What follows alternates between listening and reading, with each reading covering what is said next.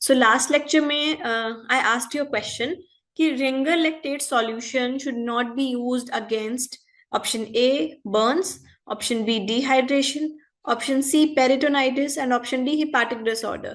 So a lot of you answered it as acidosis and alkalosis.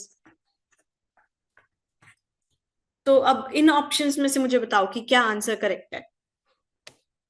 Hepatic disorder. Right, hepatic disorder में होता है, but इसमें ना एक और आंसर है जो थोड़ा सा ज्यादा रिलेट कर पाएगा एग्जाम पॉइंट ऑफ व्यू से। ये क्वेश्चन थोड़ा सा ट्रिकी है, इसमें दो आंसर्स ऐसे हैं जो करेक्ट हैं, तो हमें प्रायोरिटाइज करना है कि कौन सा आंसर है जो ज्यादा करेक्ट कंसिडर होगा।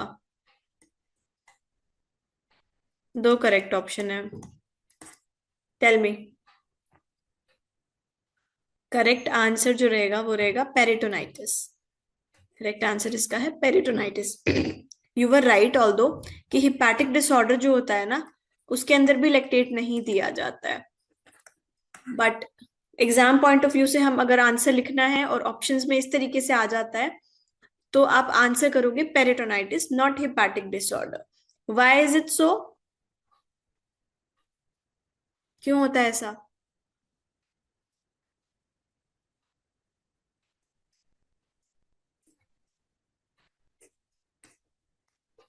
Peritonitis leads to metabolic acidosis, and acidosis में आरएल नहीं देते। So few of you answered in last lecture कि एसिडोसिस होता है, तो यू वर राइट कि एसिडोसिस जो होता है उसके अंदर भी नहीं देते हैं, एसिडोसिस में भी नहीं देते हैं, एंड हिपैटिक डिसऑर्डर्स में भी नहीं देते हैं। So all the three answers are correct. Technically ये तीनों आंसर्स करेक्ट हैं, पेरिटोनाइटिस एंड एसिडोसिस। अगर देखो डायरेक्टली एसिडोसिस आता है ऑप्शंस में तो राइट डाउन एसिडोसिस ओनली। पहले नंबर पे आंसर, करेक्ट आंसर में अगर ऑप्शंस में मान लो तुम्हारे पास मल्टीपल ऑप्शंस हैं जो करेक्ट हैं तो सबसे पहले प्रायोरिटाइज करना एसिडोसिस को, सेकंड पे करना पेरिटोनाइटिस को, एंड थर्ड पे करना हिपैटिक डिसऑर्डर्स को। Why does this happen? ऐसा क्यों होता है? Because most of the cases में लिवर डिसऑर्डर्स हो जाते हैं इन case of peritonitis, and liver ऐसा ऑर्गन है जहां पे लैक्टेट जो है वो बाइकार्बोनेट के अंदर कन्वर्ट होता है। Lactate gets converted to bicarbonate.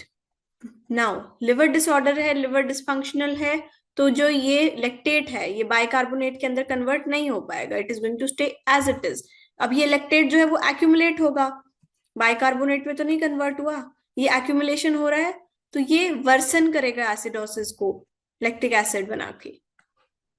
This is just going to worsen the acidosis. That is why it is never given in case of peritonitis. अगर लीवर ठीक है मैम तब तो एसिडोसिस में दे सकते हैं। नहीं नहीं नहीं, in that case also you can not give, because peritonitis जो है वो in general also acidosis produce करवाता है ड्यू टू सेप्सिस। नहीं, यदि मैम सिर्फ ओनली एसिडोसिस है, लीवर ठीक है, तब तो बट देंगे ना। बट इन ओके राइट, तब उस केस के अंदर ही बाइकार्बोनेट के अंदर कन्वर्ट होगा, तो उस केस में इस कंडीशन को वर्सन नहीं करेगा ये। ओके। या but in most of the cases ना, पेरिटोनाइटिस के केसेस में भी जो लिवर है वो अफेक्टेड होता है due to sepsis. There are very rare conditions when liver is not affected in initial stages when the peritonitis is mild. Only in those cases RL can be given. Okay, that is why I said कि अगर इस तरीके से options आ जाते हैं तो आप कैसे प्रायोरिटाइज करोगे अपने आंसर को। Okay doctor Sant Bhagirath. Okay ma'am, thank you. Okay okay.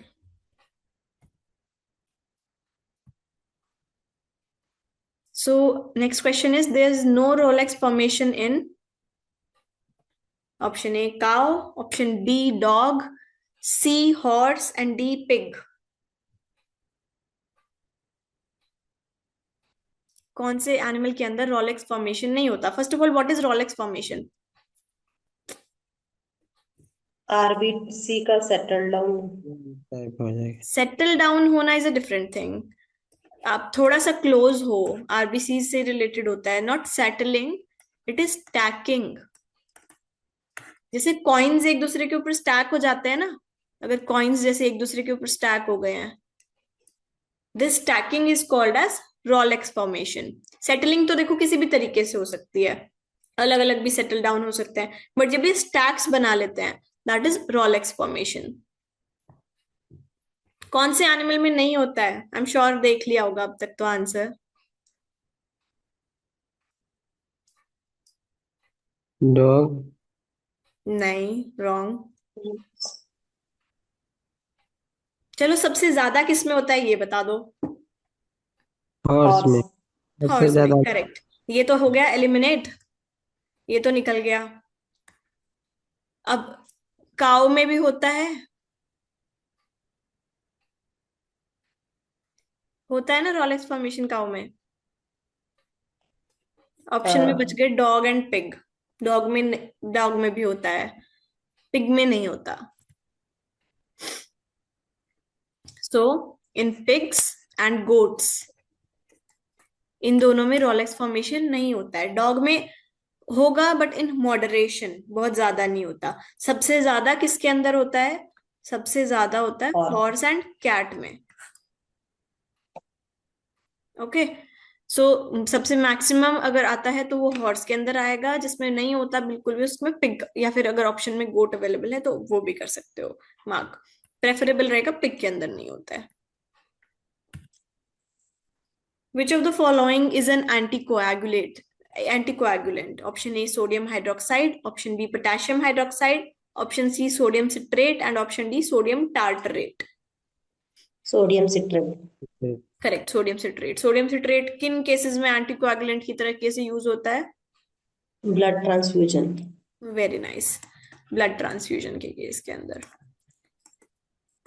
All the three options are incorrect, उनमें से कोई भी एंटीकोएगुलेंट की तरीके से नहीं यूज होता। Only sodium citrate is used as anticoagulant for the purpose of blood transfusion, also in case of coagulation test या फिर ब्लड ट्रांसफ्यूजन। वाई? बिकॉज जो सोडियम सिट्रेट होता है ना, it is going to chelate the calcium, and इसकी वजह से coagulation नहीं हो पाएगा, so there will be no coagulation. That is why sodium citrate is used in blood transfusion. अच्छा, और ब्लड शुगर के एग्जामिनेशन में कौन सा होता है use? Sodium fluoride. Correct. Correct, sodium fluoride. And in case of blood test, अगर normal कोई routine blood liver profile, kidney profile, ये सब करना है तो ईडीटी। राइट, ईडीटी है। In case of normal CBC, LFT, KFT, EDTA use होता है। A differential cell count of a blood smear from a patient with endoparasitic infection is likely to reveal an increase in the circulating number of which type of cell types? eosinophil। Eosinophil. Correct, eosinophil। पूरे question में ना 2 ही 3 words हैं जो ध्यान रखने के हैं कि एंडोपैरासिटिक इन्फेक्शन है, ब्लड स्मीयर में कौन से सेल जो काउंट है उसका बढ़ जाएगा। Correct answer is eosinophils. Eosinophils जो है इनका काउंट बढ़ जाता है। बेसोफिल्स का काउंट कब बढ़ता है?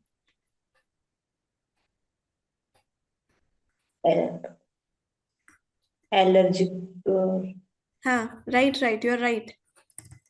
बेसोफिल्स क्या करते हैं एलर्जी के केस में? यू आर राइट, बोलो, हिस्टामिन रिलीज करवाते हैं। सो एलर्जीज के केस में basophils. And lymphocytes?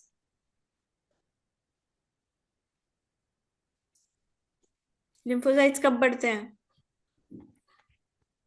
Mostly in case of viral infections, lymphocyte जो होता है उनका काउंट बढ़ जाता है। मोनोसाइट्स जो होते हैं वो क्रॉनिक केसेस के अंदर बढ़ जाता है, क्रॉनिक इन्फ्लेमेशन के केसेस में। पैरासाइट्स के केसेस में स्पेसिफिक नहीं है।